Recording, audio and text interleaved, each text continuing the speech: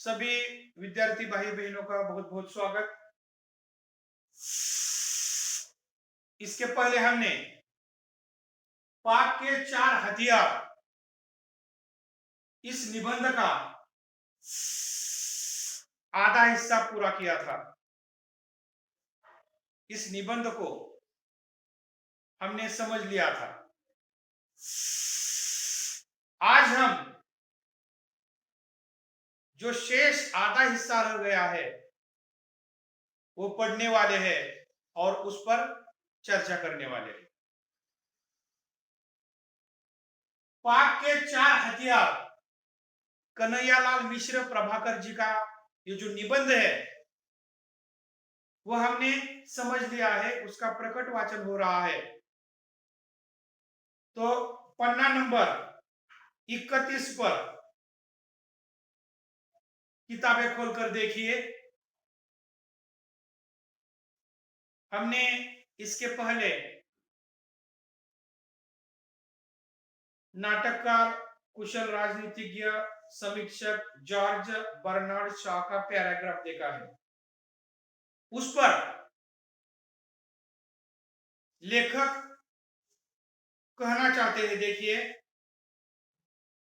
शॉ की बात सच है पर यह सच्चाई एकांगी है। एकांगी का अर्थ एक तरफ से, एक ही बाजू से। सत्य इतना ही नहीं है, पाप के पास 4 शस्त्र है जिनसे वह सुधारक के सत्य को जीतता या कम से कम असफल करता है। मैंने जीवन का जो थोड़ा बहुत अध्ययन किया है उसके अनुसार पाप के ये 4 शस्त्र इस प्रकार है।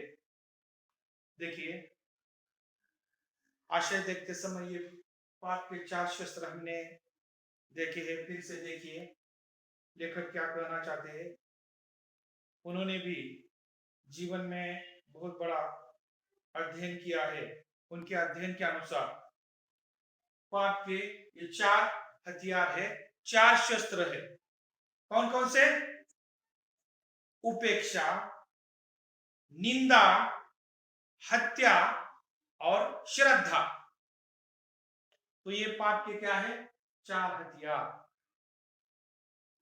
पापी लोग, पापी प्रतिनिधि समाज इन हथियारों का उपयोग सुधारक की ताकत कम करने के लिए करता है, उन्हें पराजित करने के लिए करता है।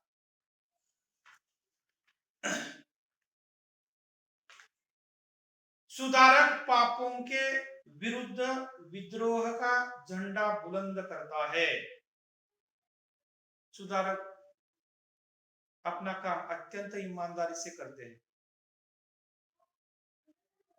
सुधारक समाज को पाप से मुक्ति दिलाना चाहता है। उसकी भरकस कोशिश होती है कि समाज का पाप दूर हो जाए, तो वो पापों के विरुद्ध विद्रोह कर उठता है।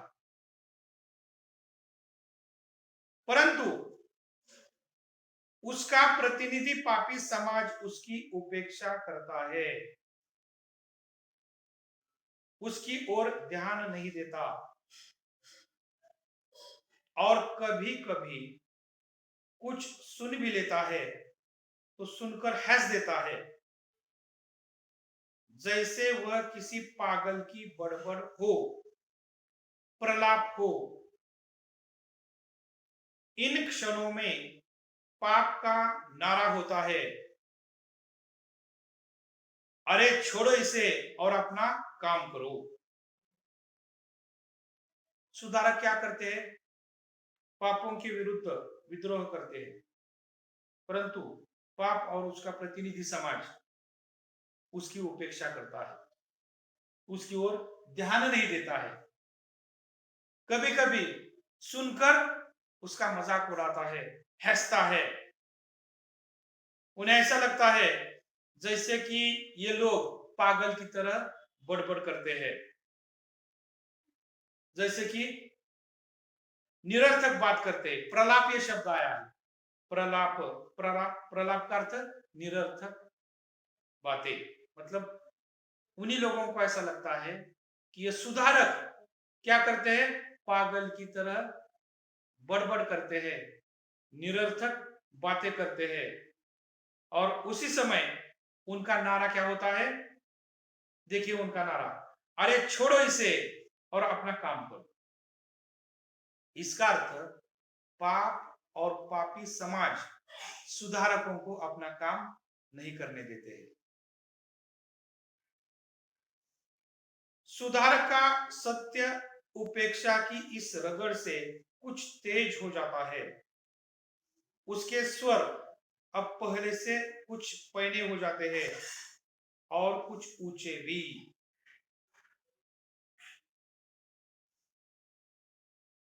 देखिए सुधारक जिस प्रकार पाप और पापी समाज सुधारक की उपेक्षा करता है, उसी प्रकार सुधारक भी क्या करते हैं,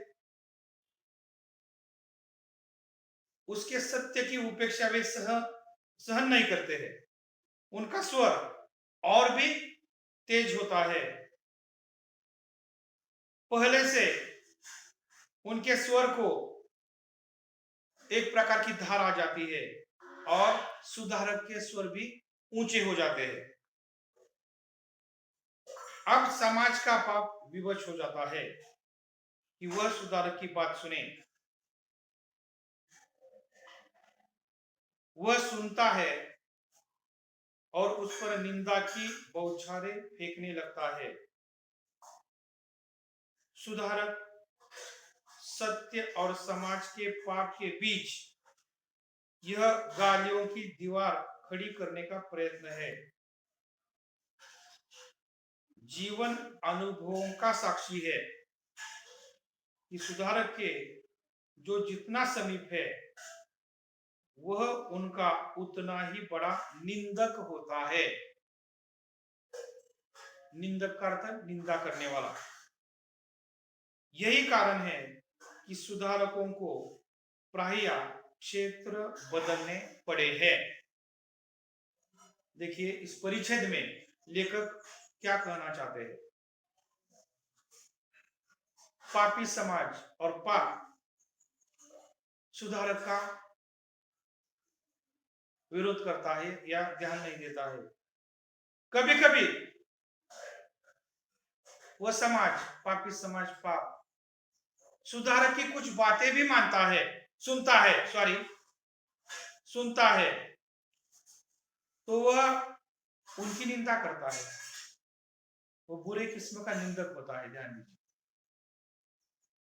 कुछ बातें सुनकर पापी समाज सुधारक की निंदा करने लगता है, निंदा की बौछार फेंकने लगता है। इसी के साथ साथ और एक बात लेखक यहां पर कहना चाहते हैं कि सुधारकों के जितने भी समीप लोग होते हैं, नजदीक होते हैं, वे ही लोग उनके बड़े किस्म के निंदक होते हैं, समीप वाले ही। और वे क्या करते हैं, निंदा करने में व्यस्त होते हैं। निंदा करना उनका काम होता है, जिसके कारण सुधारकों को अपना क्षेत्र भी बदलना पड़ा है।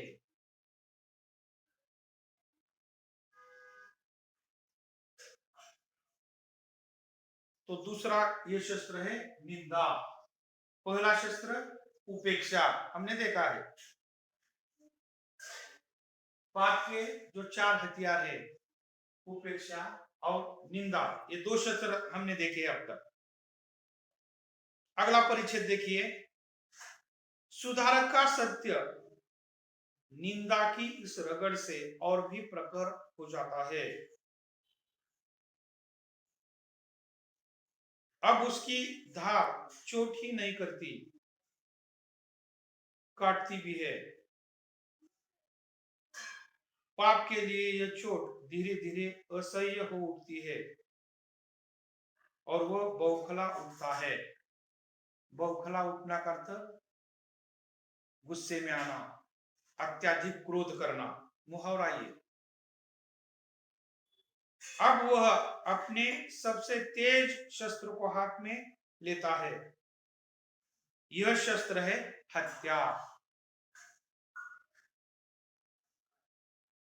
तो सुधारक का सत्य निंदा की रगड़ से और भी तेज होता है। इसका अर्थ सुधारक अपना काम और तेज गति से करता है। अब उसकी चोट ये पापी समाज सह नहीं सकता, पाप सह नहीं सकता है। पापी समाज को सुधारक की यह चोट असहनीय होती है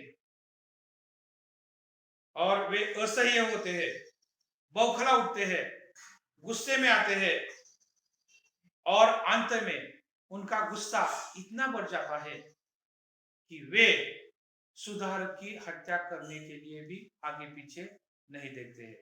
वे हत्या ये शस्त्र हाथ में उठाते हैं। तो पाप और पापी समाज का ये तीसरा शस्त्र क्या है? हत्या। आज तक अनेक सुधारकों की हत्या हम देखते आए हैं, जो समाज को सुधारना चाहते हैं, बदलना चाहते हैं, उन्हीं की हत्या होती जा रही है। तो ये तीसरा शस्त्र हत्या है।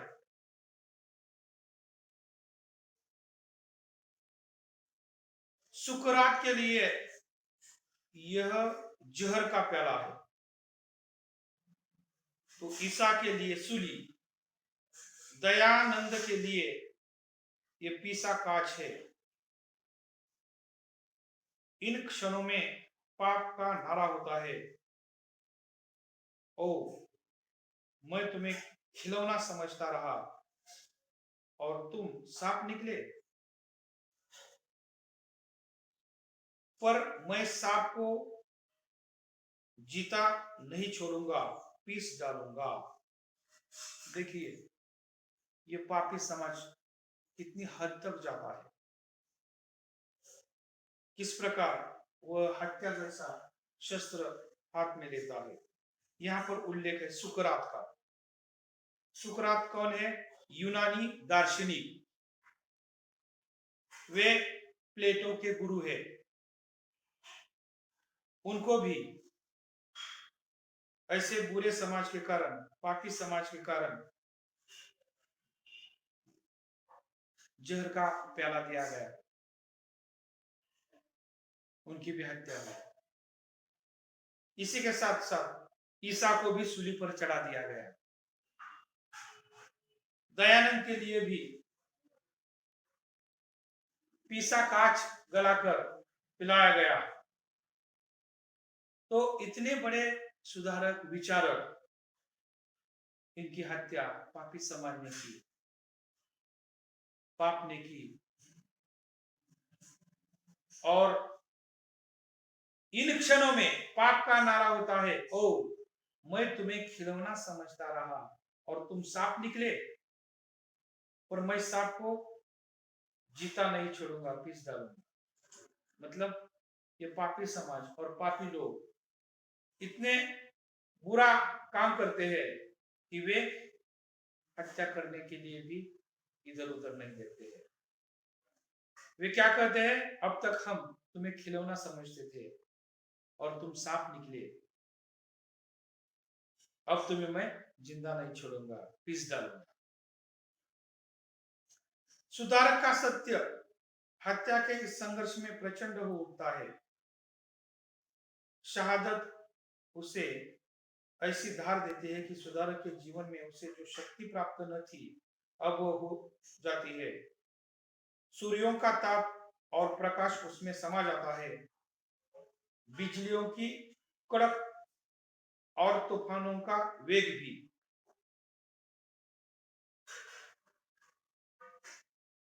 देखिए, सुधारक का जो सत्य है, हत्या के इस घर्षण से प्रचंड हो उठता है। यहाँ पर शब्द है शहादत। शहादत का अर्थ बलिदान। बलिदान या शहादत उसे ऐसी धार देती है कि सुधारक के जीवन में उसे जो शक्ति प्राप्त न थी, अब उसके हत्या के बाद प्राप्त होती है। इतनी प्रचंड ताकत बाद में सुधारक की समाज में निर्माण होती है। तब पाप कांपता है और अब उसे लगता है कि इस वेग में वह पिस जाएगा, बिखर जाएगा। तब पाप अपना ब्रह्मास्त्र तोलता है और तोलकर सत्य पर फेंकता है। यह ब्रह्मास्त्र है श्रद्धा।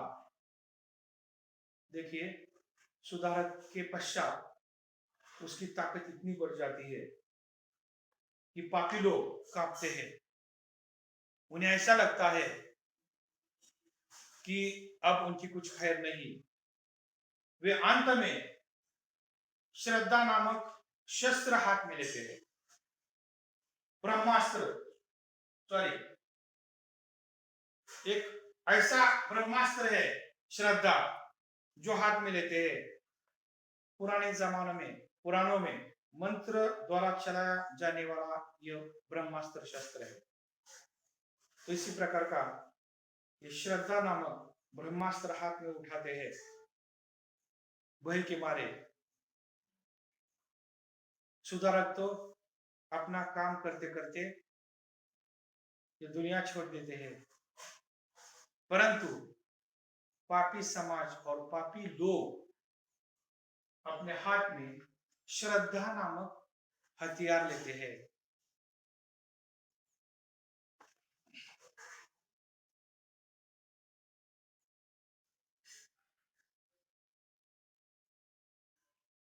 इन क्षणों में पाप का नारा होता है, सत्य की जय, सुधारक की जय। अब वह सुधारक की करने लगता है चरण वंदना और उसके सत्य की महिमा का गान। गान करता गुणगान, बखान करता वर्णन। सुधारक के पश्चात यही लोग उनका गुणगान करते हैं, उनका वर्णन करते हैं। सुधारक होता है करुणाशील और उसका सत्य सरल विश्वासी। वह पहले चौंकता है, फिर कोमल पड़ जाता है और तब उसका वेग बन जाता है शांत और वातावरण में छा जाती है सुकुमारता। पाप अभी तक सुधारक और सत्य के जो स्तोत्र पढ़ता जा रहा था, उनका करता है यू उपसंहार। उपसंहार का अर्थ सार या निष्कर्ष।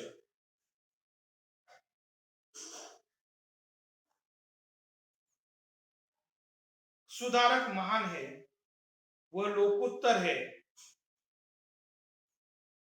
मानव नहीं, वह तो भगवान है। देखिए, सुधारक के पश्चात, उनके पीछे यही पापी समाज, पापी लोग क्या करते हैं? उनका गुणगान करते हैं। उससे ऐसा निष्कर्ष निकलता है कि वे उनका बखान करते करते इसी प्रकार बोलते रहते हैं कि सुधारक महान होते हैं, वे लोकोत्तर है। लोकोत्तर का अर्थ बहुत ऊंचे, सामान्य लोगों से ऊपर, विशिष्ट, मानव नहीं, वो तो भगवान है। देखिए, जो सुधारक जीवित थे तब इसी प्रकार का उनके मुंह से कभी एक शब्द भी नहीं निकलता था, लेकिन उसके पश्चात यही लोग उनको महान सुधारक मानते हैं, भगवान मानते हैं, तीर्थकर है, अवतार है, पैगंबर है, संत है। उनके पश्चात उन्हें क्या मानते हैं? भगवान, तीर्थकर, अवतार, पैगंबर, संत। उसकी वाणी में जो सत्य है वह स्वर्ग का अमृत है।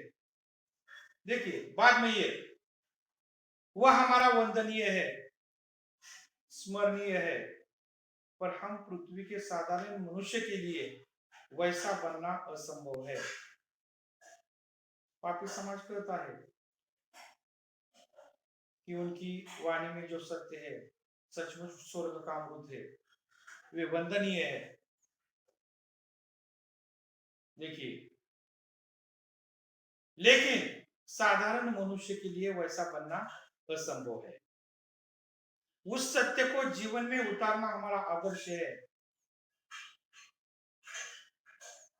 पर आदर्श को कब कहा कौन पा सकता है और इसके बाद नारा हो जाता है महाप्रभु सुधारक वंदनीय है, उसका सत्य महान है, वो लोकोत्तर है। देखिए देखिए उनका नारा अब बदलता है। वे किस प्रकार का नारा लगाते हैं? महाप्रभु सुधारक वंदनीय है, उनका सत्य महान है, वे लोकोत्तर है, सामान्य लोगों से ऊपर है, विशिष्ट है। वह नारा ऊंचा उठता रहता है, अधिक से अधिक दूर तक उसकी गूंज फैलती रहती है, लोग उसमें शामिल होते रहते हैं, पर अब उसका ध्यान सुधारक में नहीं, उसकी लोकोत्तरता में समाया रहता है। सुधारक के सत्य में नहीं, उसके सूक्ष्म से सूक्ष्म अर्थों और फलितार्थों के करने में जुटा रहता है। अब सुधारक के बनने लगते हैं स्मारक और मंदिर और उसके सत्य के ग्रंथ और भाष्य, बस यही सुधारक और उस सत्य की पराजय पूरी तरह हो जाती है।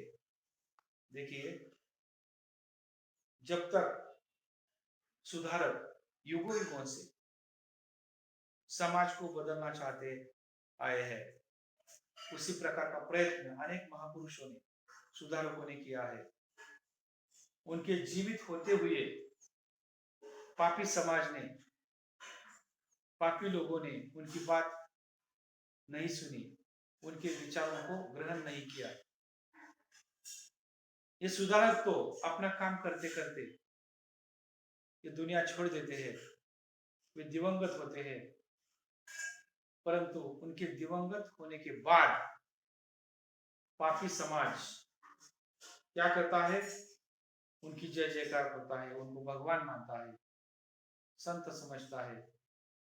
इसी के साथ साथ बाद में उनके स्मारक बनते हैं, मंदिर होते हैं। इसी के साथ साथ सुधारक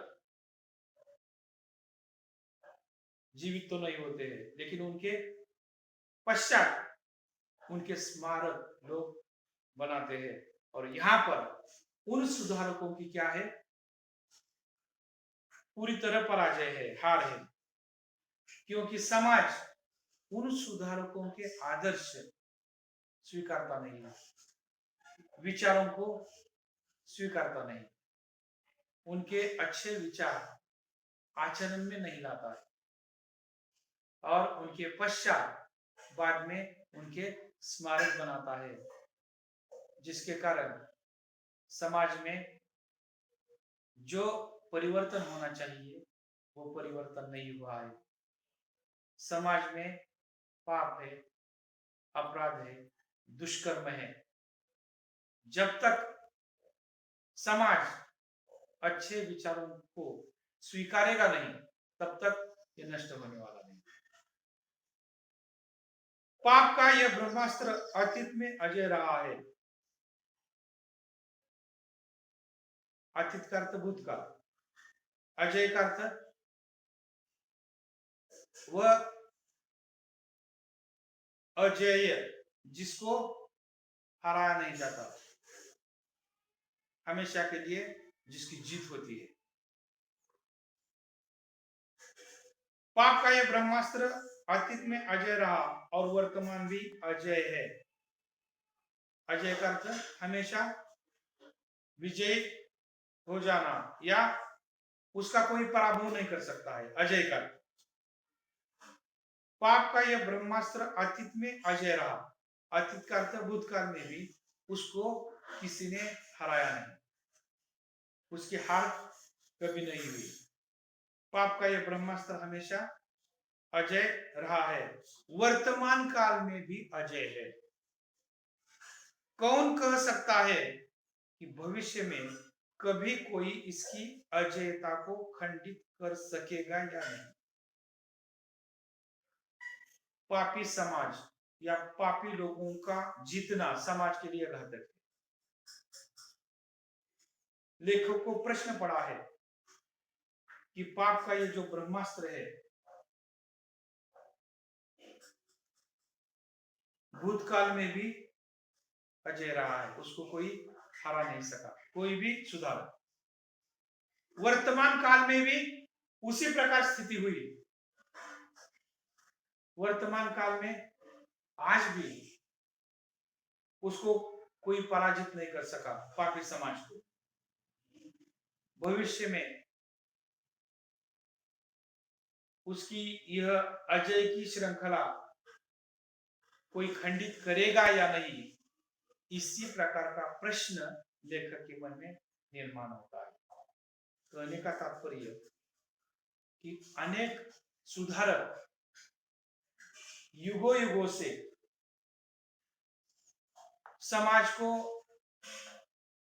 पाप से, दुष्कर्मों से, अपराधों से मुक्ति दिलाने का काम कर रहे हैं, आज भी करते हैं।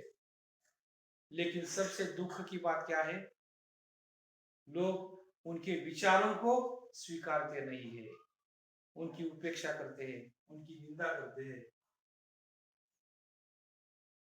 वक्त आने पर ऐसे सुधारकों की हत्या भी करते हैं और बाद में उनके पश्चात, उनके निधन के बाद ये समाज, पापी समाज उनकी जय घोष करता है। इसी के साथ साथ उनके स्मारक भी बनवाता है, जिसके कारण समाज में आज भी पाप, अन्याय, अत्याचार, दुष्कर्म इसका बोलबाला है। निबंधकार कहना चाहते हैं